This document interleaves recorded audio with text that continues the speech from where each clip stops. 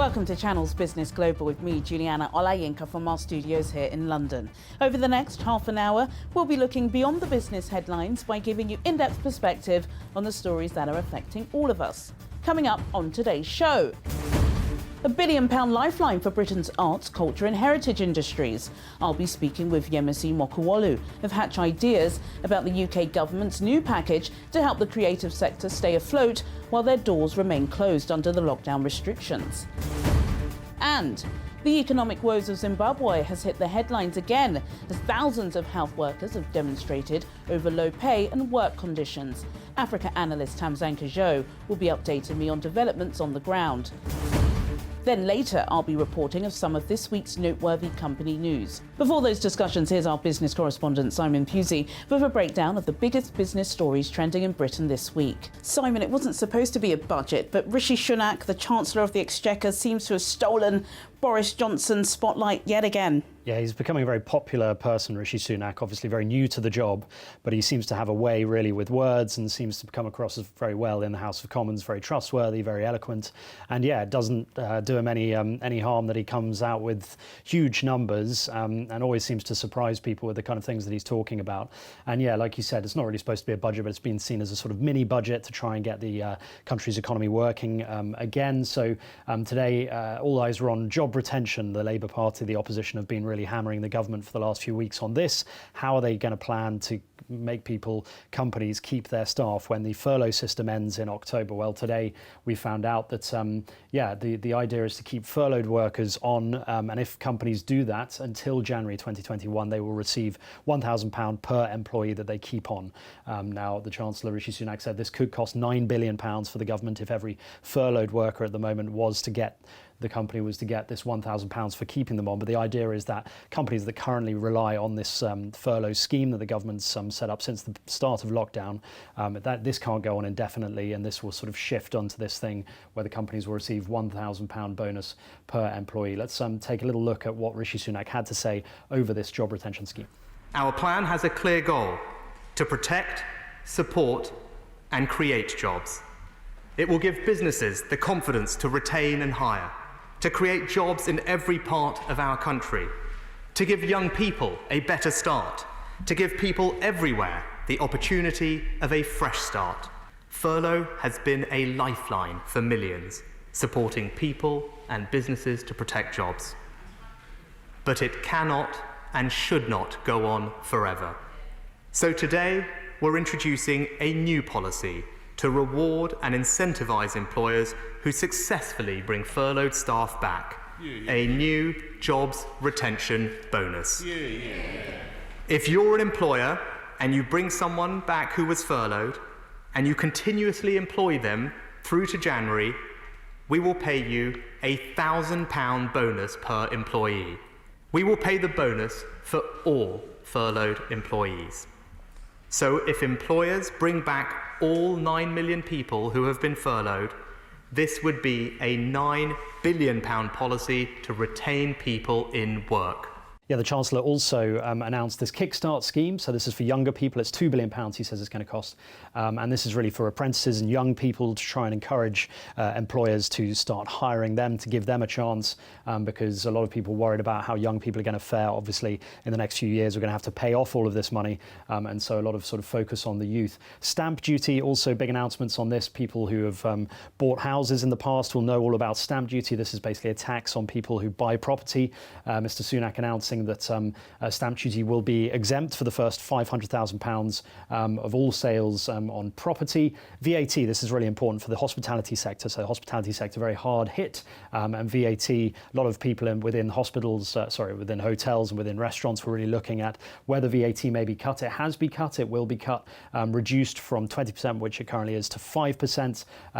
That is until January the 12th. So a lot of people really sort of happy about that within the hospitality sector. And then a big one for everyone. Everyone likes free food, right? Well, it's not quite free food, but the government says they'll give everyone 50% off meals eaten in restaurants between Mondays and Wednesdays, and that's up to £10 a head for children and adults. So that, again, is trying to get people out and about into restaurants. So a whole swathe of announcements really that's come out, lots that we haven't had time to mention, but those are the main ones. And yeah, the Eat Out to help out the hospitality sector. A lot of people talking about that online. Gosh, £30 billion in less than 30 minutes. Good job for some. Thank you, Simon. Here's some other news from across the globe. The collapse of Lebanon's embattled currency is accelerating, triggering demonstrations across the country. At one point, the Lebanese pound hit a new low of 9,000 to $1 on the black market, the worst devaluation in the country's history, fueling inflation and poverty. Bailout talks with the IMF were put on hold last week after being bogged down by a dispute on the Lebanese side over the scale of huge losses in the financial system and a lack of reforms to address the root cause of the crisis. A £1.57 billion emergency support package to help protect the future of theatres, galleries and museums in Britain was announced by the government earlier this week, following warnings from industry leaders that creative venues were on the brinks of collapse. The Culture Secretary, Oliver Dowden, said institutions would have to apply through industry bodies and would be asked to prove how they contributed to wider economic growth. Well, this is extremely welcome news, as you can imagine. I think this is going to prevent the complete collapse of the industry. It's going to bridge us across to the point at which we can operate again with audiences and a full programme of work. We don't yet know when that is. And of course, the detail of who receives what in this pool, from this pool of money is going to be very, very important. But it's certainly a life-saving event that's happened. For more on this, I'm now being joined by Yemisi Mokuolu, the CEO of Hatch Ideas Worldwide and the co-founder of Africa Town. Yemisi Mokuolu, thank you so much for joining me again on Channel's Business Global. We spoke a couple of weeks ago and it was a very different scenario. What's your reaction been of the £1.57 billion package that the government have finally given to the creative arts industry? What we have to understand is that this money is actually going towards the institutions to pay their bills and to pay their rent. And so really what we need to understand and know is when and how will the government create a rescue package that goes directly into the hands of the makers and the producers. I've been talking to a number of people and we have to understand it's all well and good having a cinema, but what's a cinema without films? So yes, it's great that the package has been released, the rescue fund, but it is going towards institutions to pay for their bills and to cover their rents and not exactly straight to the artists. I think it's a really good point, isn't it? Because, of course, once the dust settles on a lot of these funds and pledges that the government have spoken about and have announced, there are some real people who've been impacted. I don't think we discussed it in detail last time, but for our viewers, Yemisi, can you explain your role within the creative scene in Britain and how your life, your projects, your work has been affected under lockdown? No, thank you very much. I started my career as a producer essentially to create platforms to showcase African arts and artists and to create much more diversity within the cultural scene. And now a lot of the work we do is to actually provide development programs to support producers and makers so that they can be sustainable and they can create projects that, that can survive and thrive. So as soon as COVID happened, because most of our clients are government-led organizations, our contracts were on pause. And I made the decision that even if the governments were going to stop the money coming in to actually capacity build these artists, we would continue with the training programs that we were offering. So we've been diligently supporting artists and producers so that they can better understand how they can weather the storm, so that when a rescue package does reveal itself, they will be in a position, they won't be out of the game, and they'll be in a position to actually take up the opportunities that will come about post-COVID. Wow, it's a wonderful initiative, and Thank you. I've been fortunate enough to see some of the projects that you've worked on, and it's wonderful and definitely appreciated in Nigeria. I want to talk about some of these rescue packages because let's call a spade a spade. We're in Britain, and we know that there are elites within every sector, but particularly the creative arts. And when you see people speaking out and about and with the media, they are of a certain cloth, if I may say so myself. And there are some concerns, Yemisi, that, these fundings may be politicised, the people who need it may not get it. I think I heard from the Cultural Secretary, Oliver Dowden, saying that people would basically have to fight for this money and prove to the government that without it, society will be missing an important piece of art. Are there concerns within the African arts and the Caribbean art scene that you guys may just be left out? Well, the interesting thing is we've never been included. So the truth is that we are using this opportunity to actually galvanise and make the case and engage and communicate better across the art forms for African art and artists. We've been speaking actually with the Mayor of London's office. I'm part of a network called Africa in London, and we're actually having a session on Friday where we're inviting people who've got a strong vision for African arts in London to be able to come together and let's actually see what we can share, develop together, but also what lobbying powers we have in order to make sure that we can secure support for a more vibrant and more immediate support for African art and artists now that the conversation is on the table. It's never been on the table before, so let's take part. That's really interesting. I do want to stay on that point, Yemisi. Do you think, because, it's almost with everything, look at what's happening with BooHoo.com and the modern slavery links. We're seeing universities deciding to change the name of some of their institutions. People are pulling down statues. Is this discussion, which obviously was sparked by the traumatic murder of George Floyd, is this trickling down even to the art scene in London? Absolutely. And so all the work that has been done for decades, if not centuries, we have an opportunity to actually create the change that we want to see happen. The policies, the inclusion work that we've been trying to get people to listen to, we're now beyond that. We've gone past talking. There's a lot of work that's being done. A lot more needs to be done, don't get me wrong, but the point is this has never really been on the table in such a way as it has been now. So let's take this opportunity to actually get the portion that we want for the arts and also for diversity and inclusion in the arts. We're running out of time, Yemisi, but before you go, I do want to ask about what the long-term fallout will be of COVID. We've seen, for example, in retail, I've been on the high street, I've been in Westfield, and there are some stores that haven't opened, and the reality is they probably never will. Is that going to be similar within the art scene? Do you think there are some theatres, some cinemas, some projects that, may never open their curtains again? My concern is that actually nothing will change because we don't understand the lobbying power of the arts.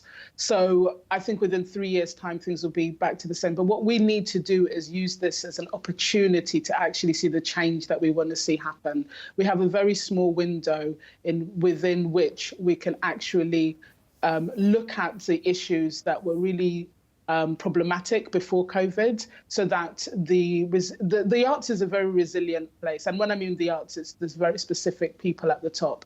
So this is an opportunity for us to make sure things don't go back to the way they were and that things actually do change. Absolutely. Well, Yemisi Mokuolu, I know that I certainly will be seeing you out and about, unveiling one of your amazing projects sometime soon. As always, it's such a pleasure having you on the show. Thank you so much for joining us. A new US visa policy, which could see foreign students being deported if they're only being taught online, has sparked widespread condemnation amongst politicians and academics. A number of American universities are considering online teaching in the new academic year due to coronavirus. The Student and Exchange Visitor Program, which is operated by US Immigration and Customs Enforcement, has introduced a temporary exemption to allow students whose courses have moved online for the spring and summer semesters to remain in America, but the exemption will not be extended into the new academic year. A new report by the United Nations Conference on Trade and Development shows that foreign direct investment in East Africa declined by 9% to $7.8 billion last year, from $9 billion in 2018. The World Investment Report 2020 forecasts FDI inflows to the continent will fall by 25 to 40% this year, exacerbated by low commodity prices and the COVID-19 pandemic. In a moment, I'll be speaking with Africa analyst Zhang about the renewed economic woes of Zimbabwe. But before then, here's some company news for you.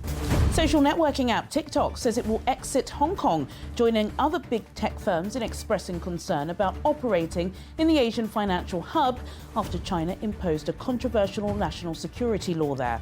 The announcement comes as the app tries to distance itself from China. TikTok's hiring of Disney veteran Kevin Mayer in May was widely seen as a move to win over critics. Uber has announced that it will be launching a riverboat transport service on the River Thames in London this summer. The American company is partnering with Thames Clippers, which operates river cruises and boat trips in the city. The deal will see Uber slap its name on Thames Clipper riverboats, as well as several piers, which will be rebranded as Uber Boat from Putney to Woolwich. Online fast fashion retailer BooHoo has announced it will be launching an independent review of its UK supply chain after being engulfed in a sweatshop slavery scandal. The company said in a statement that the board was shocked and appalled by the recent allegations and was committed to working to rebuild the reputation of textile manufacturing in Leicester. The scandal has wiped almost £2 billion off the value of the company. Now over to our next discussion. Police in Zimbabwe arrested 12 nurses protesting outside state hospitals on Monday, demanding to be paid in US dollars as inflation, running at nearly 800%, was eroding their salaries. This comes at a time when COVID-19 cases are rising in the southern African nation, which has recorded 716 infections and 8 deaths so far. An economic crisis under President Emerson Mnangagwa has revived memories of the hardships of more than a decade ago, when hyperinflation wiped out savings and pensions and forced the country to dump its currency in favour of the US dollar. For more on this, I'm now being joined by Africa analyst Zhang. Zhang, as always, thank you so much for joining me on Channel's Business Global. Let's start with the most current issue. How are Zimbabweans coping with COVID-19? Well, Juliana, things are quite difficult in Zimbabwe because Zimbabwe is fighting for probably what you might call economic wars at the same time. The country has been under sanctions for almost 2 decades now, and that was already hurting before the COVID-19. And then the country went through a drought, which was quite devastating. And also the country is just recovering from some cyclone that attacked the region, Mozambique, Malawi, South Africa, Zimbabwe. There were so many problems then. And then you are now talking about COVID-19 and other crises that are at play. So life is very difficult. But Zimbabweans are resilient. They're trying to do everything that they can to cope. But it is, no one will lie to say it is not difficult. It's undeniable, isn't it? I believe Zimbabwe isn't always in the mainstream press, but you have certainly been taking up some headlines this week, and that's because of the protests. There have been demonstrations by nurses and doctors unhappy with the amount of PPE they've been receiving in the front line against the battle with COVID, and of course pay conditions. And alongside those headlines, there were headlines about the ludicrous amounts of money that some of the ministers are spending on funding their luxury lifestyles. Well, there are a few points there, Juliana. In terms of protests and strikes, Zimbabwe is a democratic country, and the constitution says that everyone has a right to protest or to demonstrate or, freedom of speech, all those kind of things. There's only one problem that is there at the moment, because you've got this health emergency that is in place. A lot of countries have got all these lockdown regulations and laws and, emergency measures in place, which don't allow demonstrations. So it's a very unfortunate scenario because even if you agree with those people that are going to the streets, the government wants to listen to them. The fact that there will be breach of the law or breaking of the law becomes, an impossible task, because the police are then forced to act. But I think there will be clemency in the end, because people understand. And the strikes by doctors or nurses or teachers or anybody are not different from what we are seeing in Nigeria as well, with the unions trying to push for something for their own people. It's something that is normal in a democracy. But I think people are hurting, which is why they are actually going to the streets.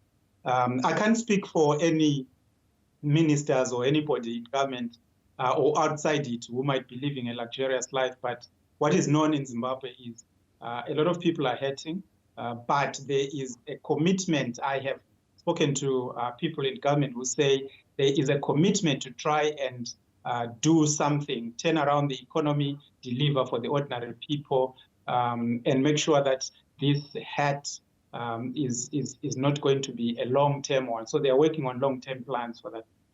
It's important that you make those comparisons because, of course, yes, in any democratic society, people do take to the streets. I think the only startling difference when it comes to Zimbabwe is these crippling economic sanctions. The US have decided to step in. They said that they'll be providing about $60 million worth of food aid support to Zimbabwe. Who is going to be the recipients of this?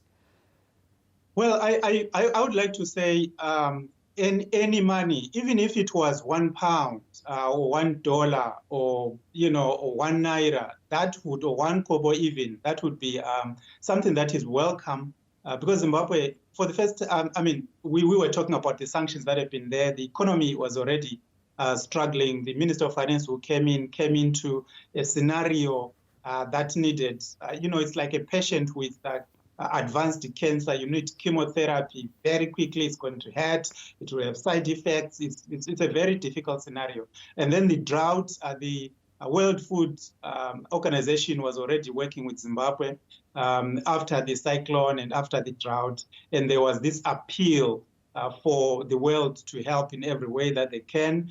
The United States of America has chipped in, although it has sanctions on Zimbabwe, but at least on a humanitarian ground, that 60 million will be used. There's already a list of people that are vulnerable in the urban areas and rural areas that the UN agencies are aware of, that the American embassies and all the international partners are aware of.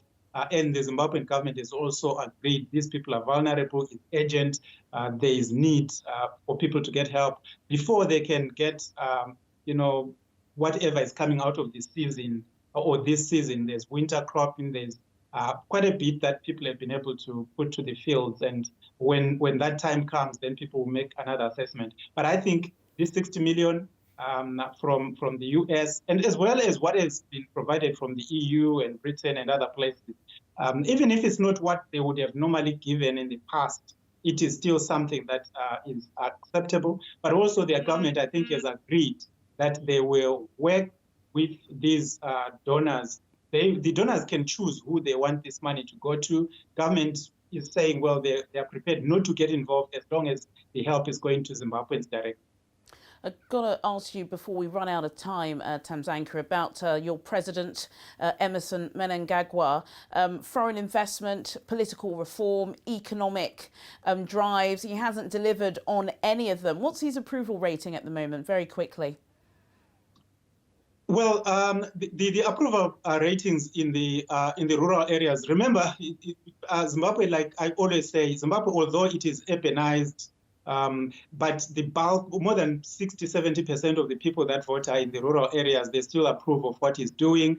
He's working with trying to revive the agriculture sector, trying to revive industry, building roads and all these other things that are never getting the attention to Twitter. But in terms of the urban population, what the change has been is the Minister of Finance has come in and the social services. They said the urban poor must be looked after, which is something that never used to happen before. We have seen John Deere, an American company, going into Zimbabwe. So although there are no headlines in terms of what has been achieved, there's quite a lot. The Russian companies, the American companies like John Deere, who signed a deal last week, they are going in And we are seeing more and more countries going into the mining sector in particular, making a lot of money. So Zimbabwe is kind of a risky area politically, but it is very, very lucrative for economists and people who want to invest. All right, Tam Zankejo, thank you as always for joining me on